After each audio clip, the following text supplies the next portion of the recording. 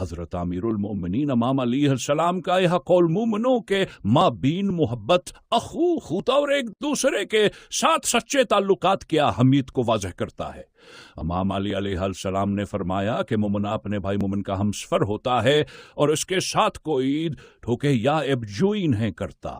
School کا مقصد یہ ہے کہ مومنہ ایک دوسرے کے ساتھ سچے، وفادار اور مددگار رہیں۔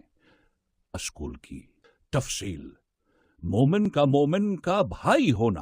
امام علی علیہ السلام کے اس قول میں مومن کا بھائی ہوتا ہے سے مراد ہے کہ مسلمان اپنے دوسرے مسلمان بھائیوں کے ساتھ ایک رشتہ رکھتے ہیں جو بھائیوں کے رشتہ سے زیادہ مضبوط اور اہم ہوتا ہے۔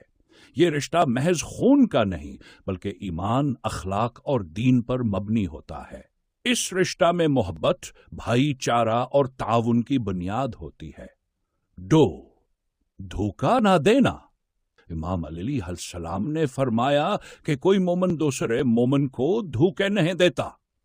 یہ بات آسبات کی طرف اشارہ کرتی ہے کہ مومن کارشتا، سچائی اور دیانتداری پر مبنی ہوتا ہے۔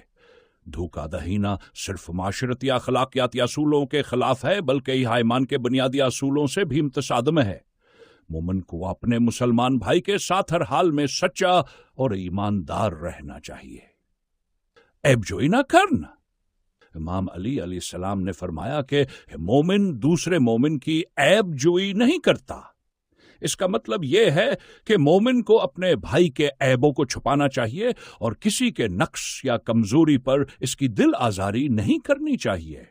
مسلمانوں کو ایک دوسرے کے عیبوں پر پردہ ڈالنا اور ان کی پردہ پوشی کرنا چاہیے تاکہ معاشرت میں محبت اور سکون برقرار رہے۔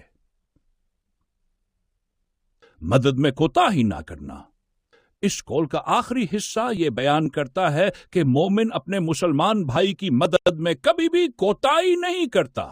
جب کسی مسلمان کو ضرورت ہو تو دوسرے مومن کو اس کی مدد کرنی چاہیے، چاہے وہ مدد مالی ہو، جسمانی ہو یا روحانی۔